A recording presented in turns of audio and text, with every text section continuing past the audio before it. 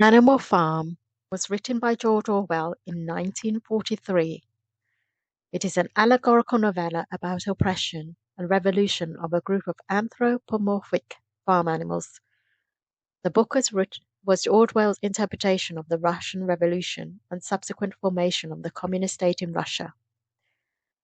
Our discussion in this podcast is the retelling of live events that closely depict the fictionalized account of Animal Farm.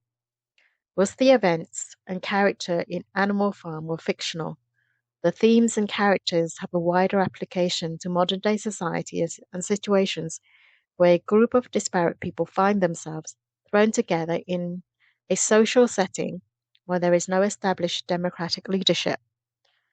What happens is a jostle for power and dominance by a few whose motivations are greed and self-promotion. The inevitable consequences when these individuals are not held accountable for their actions are corruption, exploitation, and the collapse of a functioning society. In the case of Cavendish Court, the building was neglected and mismanaged and left in a terrible state. It turned into the ugliest, dirtiest, and poorest building in Catford. The leaseholders, through their ignorance and apathy, were exploited by unscrupulous external parties for financial gain.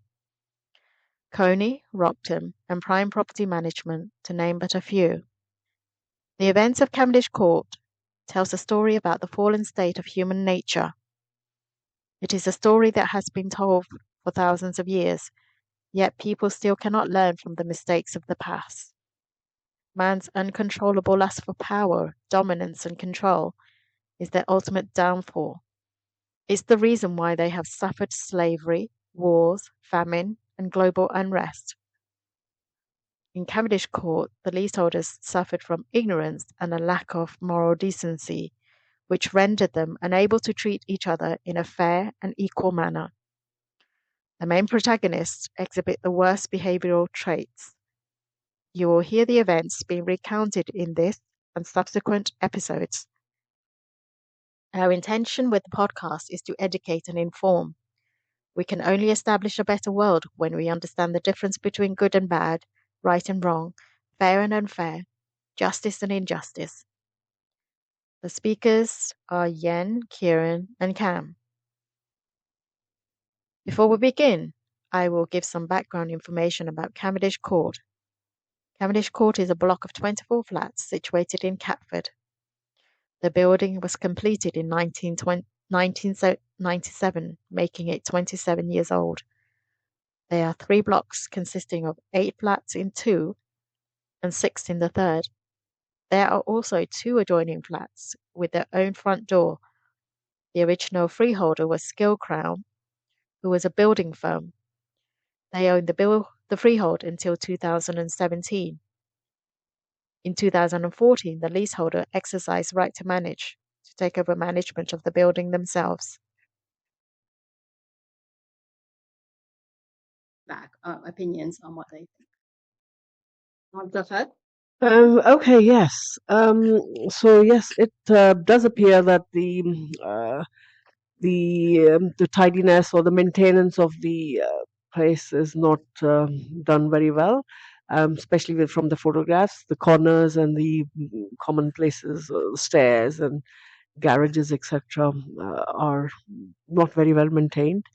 So it depends on how much they are charging you per month for doing this maintenance, and it depends how much you are kind of complaining or asking them, putting them on the spot for giving answers for what they've been doing with the money, etc. So keeping all that in mind, then we can really assess if they're doing their job at all or not at all, or okay kind of thing. Yeah, just a bit of information about the building. The building consists of 3 blocks of flats. There, and then there's a courtyard, a garden is quite big, and also a underground parking space. Each block has 8 flats. So in total, there's 24 flats, plus a garage and a parking space. And it's situated on the corner of Cavendish. Over to Cam and see what he thinks. Yeah, I have seen the pictures of that Cavendish Court, and it appears that they are not basically carrying out their basic duties. Irrespective, if they are the management agent, they are supposed to carry out at least the basic things like cleanliness and tidiness. And from this picture, it appears that it is like a dilapidated property. Mm. So, in my opinion, they are not carrying out their duty. Well, the history of Cavendish is that it was managed by David Atkin, and then around 2012, the leaseholder expressed dissatisfaction with the company, and they got together to form a residents association to basically contest the management. At the time, I was one of the participants, and I suggested to them to do right to manage, which is essentially giving control, taking control of maintenance over to the leaseholders, and the leaseholders will manage it themselves or will be responsible for the overall maintenance and management. So what I did was I did research on what right to manage was, and then I got companies and solicitor information, and I gave it to the leaseholders to manage. But they didn't do that initially. They did. I think I don't know what they did, because we had meetings a few meetings, and they didn't really understand what was going on. And then we had disputes, I had disputes with one of them, and I left that.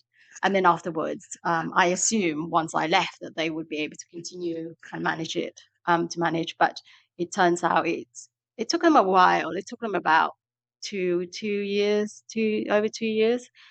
before they actually got managed.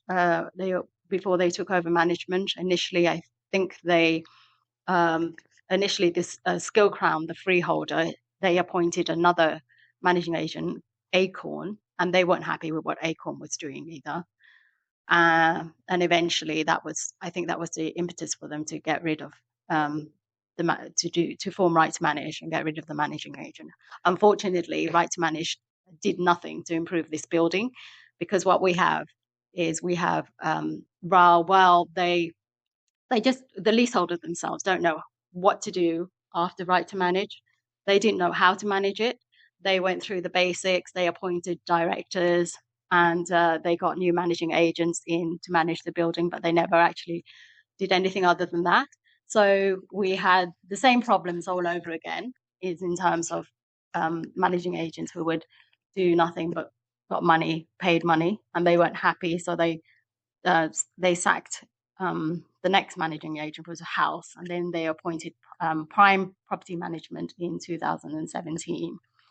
And then there's been all sorts of problems with it. Prime Property Management has completely neglected this building. They have behaved in a way that they've been dishonest, they've been negligent, they've been lazy, and I know.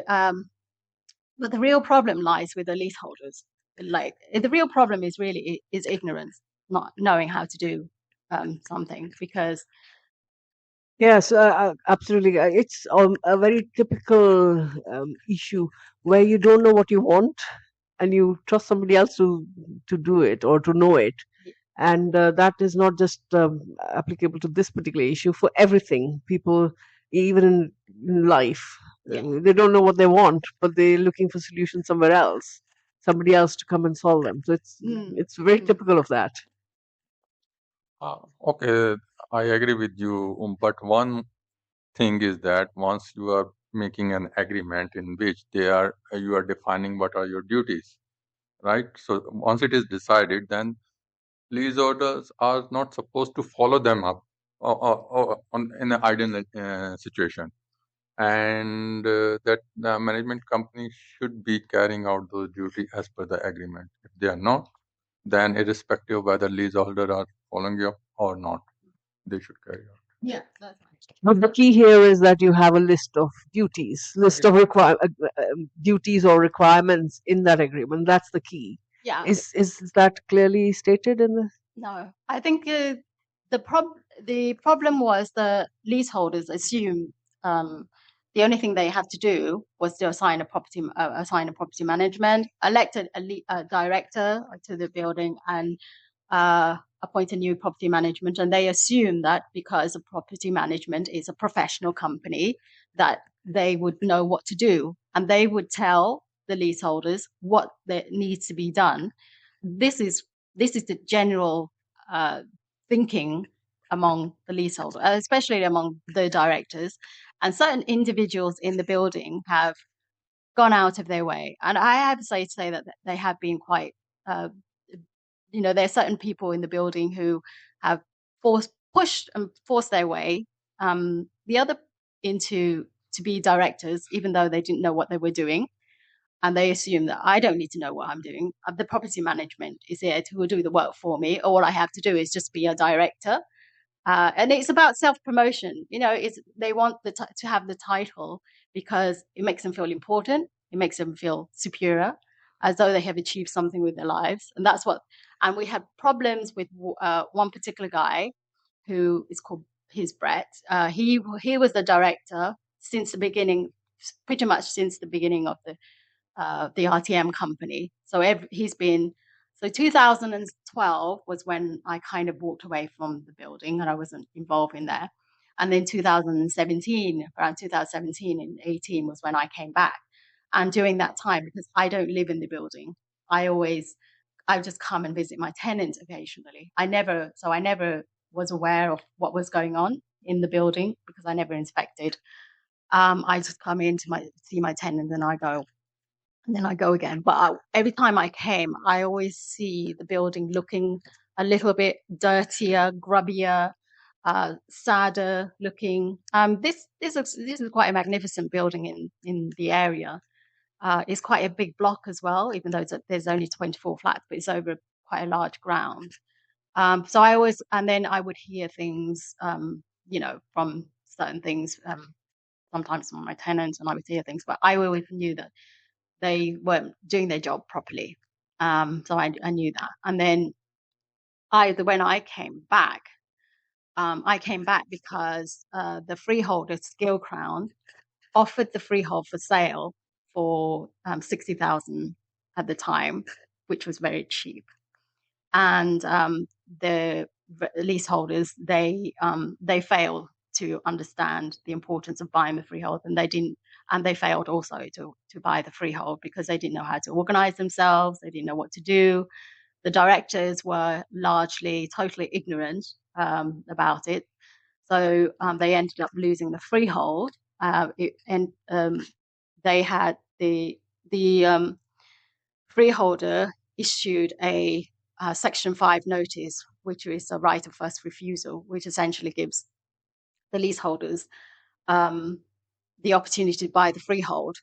And if they don't buy the freehold within 2 months, then he's free to sell the freehold to whoever he can, whoever wants it. And he had a company that came to him and basically asking to buy the freehold, and they offered 60,000. He was happy to sell it for 60,000. He went through Section 5. The leaseholders failed to do Section 6, so they lost the freehold. So I came back at the time. Well, at the time it's like people weren't, and I said to them, I said to everybody, we have to buy the freehold because it's very important. You don't want to, once you get a freehold, you have a lease of as long as you want. Essentially, you'll become a freeholder, so you won't be limited by your lease, and your lease will be about 999 years, essentially, and you're free to you will then own the whole building and the ground it stands on. And I had a lot of problems convincing certain people. There was I remember one guy, Mamas, he says, oh, I'm not interested in buying a freehold. My lease was 150 years old. Why do I need to buy it? I went to an estate agent and they told me I didn't need to buy it. So there was that kind of feeling of some people who didn't want to buy it because they had already extended their lease, and then there were people who still had not extended, who had a short lease of about 70 years. So they were getting close to about 75 years, and it was essential for them to purchase it. But there was a lack of cooperation, teamwork. There was a lack of so I changed. I essentially said, we're going to buy the freehold, and I got a solicitor to buy who will represent us. I mean, it took us a while for them to convince them to buy, but I got essentially the ones who were on the short lease to agree to buy the freehold, and yeah, we got that. But unfortunately, by then, the freehold had been sold to a company called Colney, who then who initially they didn't want to sell it back to us. So we lost that. We lost a very good opportunity, because at £60,000, it would have worked out about maybe 3,000, 3,500 per flat to get the freehold. But then that won't be paid for by everybody. Of course, the majority of that would be paid for by the short leaseholder. And had the short leaseholder bought it, they would have actually paid only about £7,000 to £8,000 for their lease, and they didn't even understand that. So Yeah. they Otherwise, they would have had to pay 20,000 or something, isn't it, to extend? yeah, once it gets to below 80 years, then you have something called the marriage value, and that can really add like a few 3,000 or 4,000 to your lease extension when you do. And just a general point, I think to get a few people together and to work as a team is a hard work, and it's a specialist skill, really. And so it's kind of natural that people don't, work together to achieve that thing unless there's an extraordinary team management skills required. Yeah, applied. there's definitely a lack of consideration among the people and Lack of priority. They don't think this is important because it's happening anyway. Yeah, lack of education, I would say that in that education in that respect, that what is the advantage of having freehold. So before convincing them, it is, I think, better, or it is a part of convincing, give them at least 2 or 3 sessions on education about freehold and the advantages and disadvantages. Yeah, I think there's definitely a lack of education all around in this building, and also obstinacy, arrogance, greed, a lot of it as well. I mean, that's very typical in any team. You'll have egos.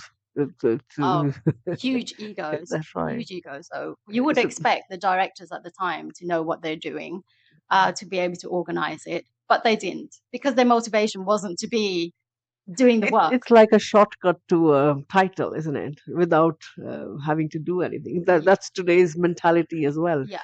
To add to your titles or accumulating your. So what I did was I started emailing everybody and saying we need to buy the freehold, because if you don't buy, the freehold could be sold to a criminal company that could be based in the Bahamas. You don't know where it is, and it's be impossible. And also because it was so cheap that they if all they had to do was to get 12 people, 13 people to agree to buy it, they could have recouped the money from all the other leaseholders. But these people are on a different scale of stupidity, right? So and they didn't understand things. But eventually they did understand, and they did, and then we got 20 people to agree to buy the freehold, and then it was down to me to liaise with the solicitor and to apportion the cost of the freehold, which I did, and I basically divided the cost so that it was fair, so that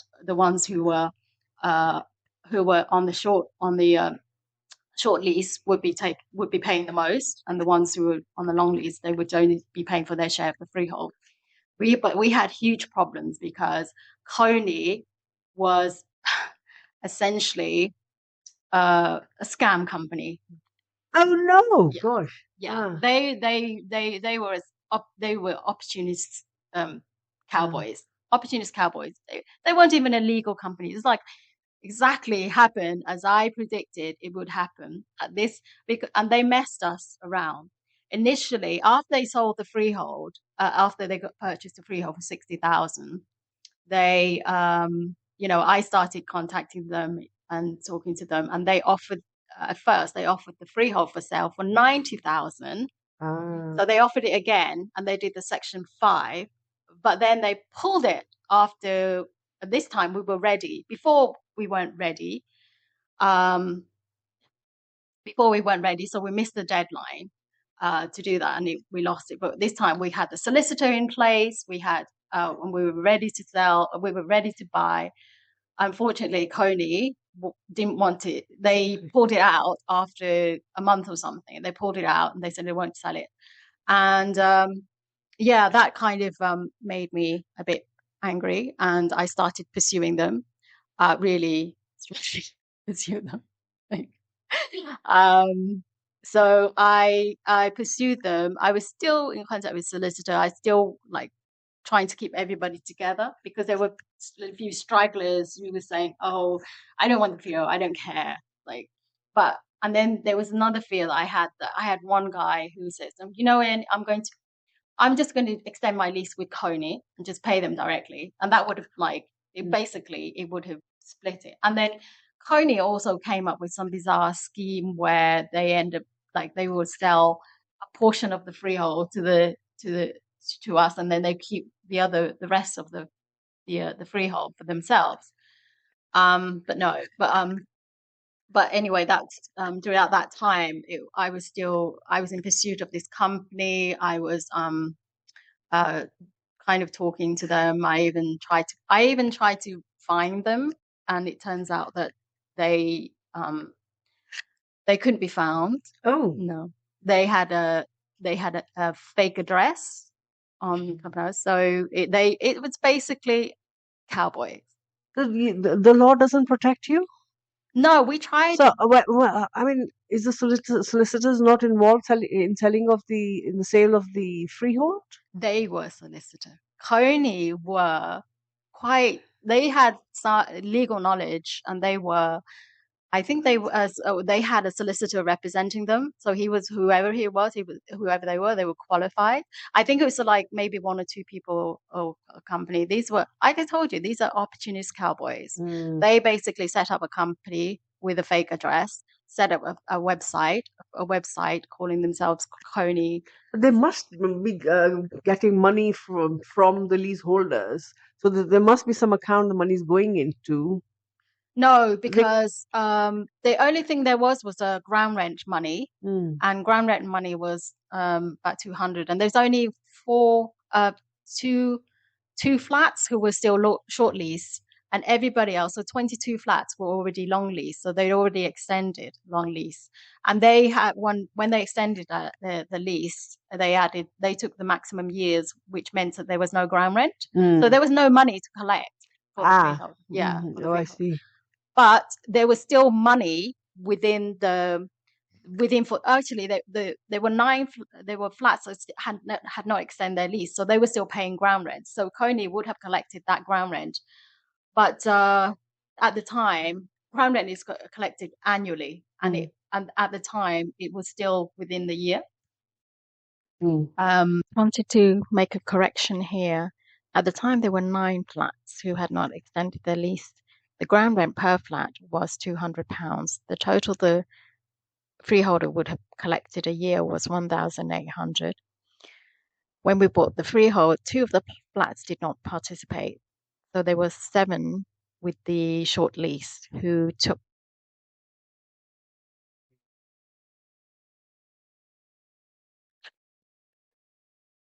So how this freeholder company making money out of this?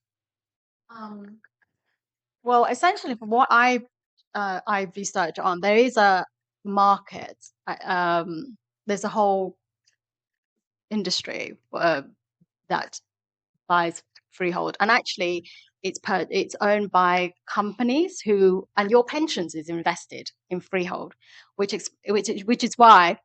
Really? Yeah. Pensions in Yeah. freehold. I can't imagine. Okay. Which is why the government is reluctant to actually end freehold completely, because there is literally billions of pounds in the freehold. So companies buy shares of freehold as This is big. investment. This is big. Yeah. So this is basically an entity where people can buy shares in. Freehold is like almost an entity where financial entity where you can buy shares in, Yeah. and that Finance company. I think this is a long-term asset management, not management, long-term investment. So in freehold, the freeholder, I think, have the right on that airspace.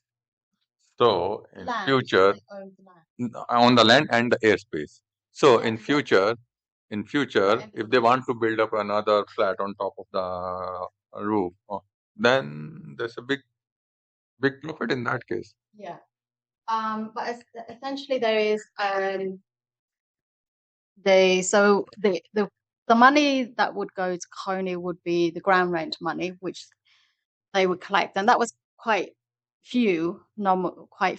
But in your experience, you buying property, you would be aware that actually when it comes to renewing your lease, you negotiate a new ground rent, and there are situations where the freeholder will put in a clause to say that your ground rent will double every 10 years or something. So there will be those kind of corrupting things. Yes, we've got something similar. Yeah. So if you think about that, if your ground rent it doubles every 10 years. If you're 400 now, in 10 years it's be 800. In 10 years of that be 1600. So it's constantly doubling. And that's going to affect the price of your property a lot, because that's, people. That's just ground rent, not service charge. Yeah, it's just the ground rent. Yeah. So there are ways for people, if they want to make money, they'll come up with ways to make money. And these people have legal knowledge, right? Colney, the company, has legal knowledge. They know exactly what they were doing.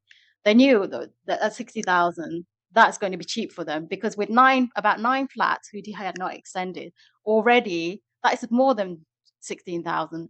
So, I mean, that's more than 60,000 together if they can get those people to extend their lease. So that was a real problem, and that's why I told, which is why they were so stupid not to buy the freehold. And I will go on to talk about certain individuals, certain leaseholders in the building, and see. So they didn't. They lost that, and then I spent about over a year or something, chasing the company to sell the freehold after they offered for 90,000, and they pulled that. I thought there was no hope. Essentially, I thought, okay, I can't do anything for people now. It's up to them if they they would have to go directly to the freehold and get the lease that way and pay whatever it is that whatever the market rate is. But then eventually, I think after maybe reading my emails or something, they agreed to sell the freehold at 115,000. And this time, it meant I had to redo all the calculations again, and it worked out that 150. What I did was I allocated 110,000 to the short leaseholders who would pay for that, and then the rest of the money, the 5,000, I think maybe it was about 110, and then the rest was shared between the 20 flats. And we had a good solicitor in place. They did all the work, and then we eventually got the freehold for 115,000. Fantastic. Well Yeah, done. yeah. But the problem really started after we got the freehold, because of the success I had with the freehold, buying it, they were very happy with me. They were very, Who are they? The leaseholders. They were very, say, well done, Yan, you got this.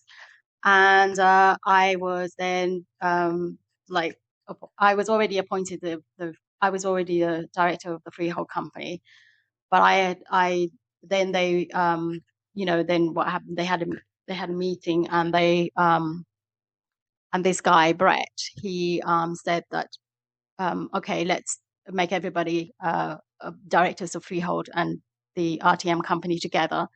So he was the one who was the director all these years, and he was the director of the right to manage company.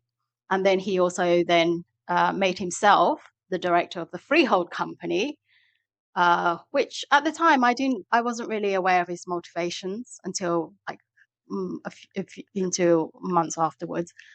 But but there was another guy who was also director of the freehold company. He got pushed out by Brett, who then became the now essentially Brett would be then the director of the whole building, like the freehold company and the right to manage company. Essentially, he basically would be like the new freeholder or something. And that in this building, that's like power. That's his, that's what he wanted. He wanted to have the power and the status. But he didn't know how to do the work. He'd never ever done a day's work as a director in all the years, which is why they failed to buy, because he didn't know what to do when in the beginning.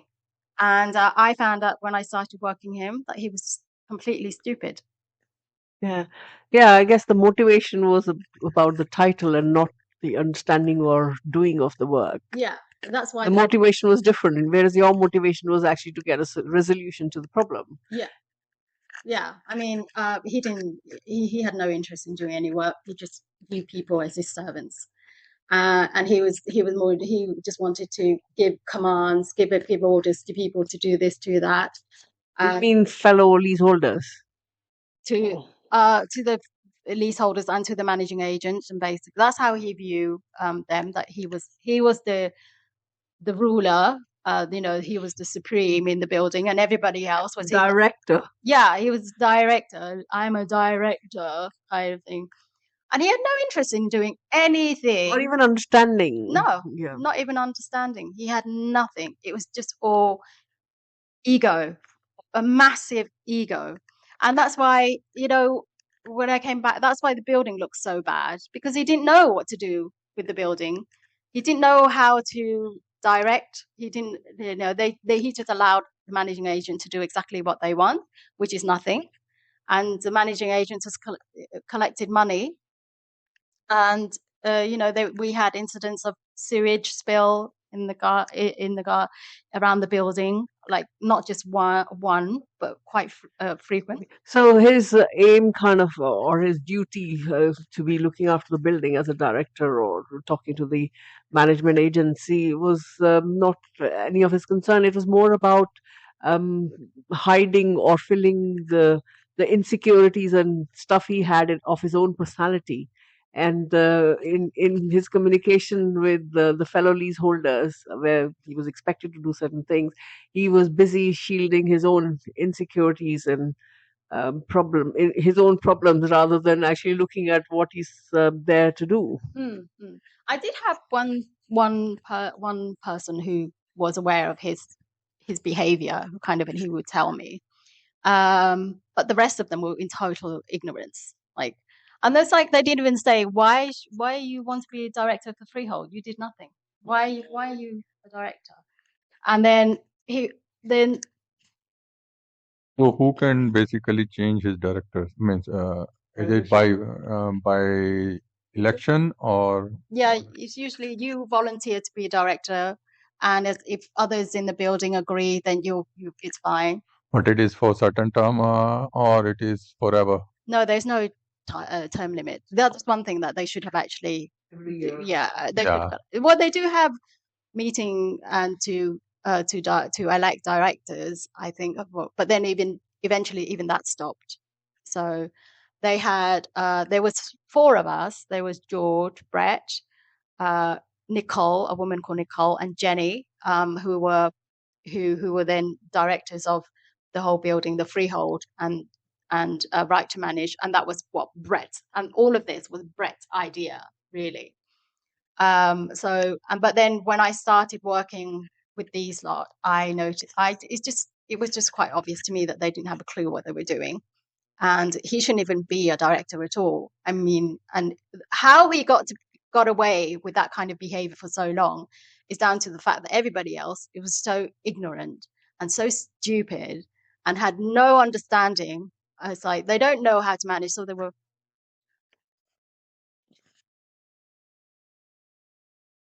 This concludes episode 1 of our discussion of Cavendish Court. In our next episode, we will find out what happens following the purchase of the freehold and the relationships between the directors. I hope you enjoyed the story so far. Please click subscribe and share this recording.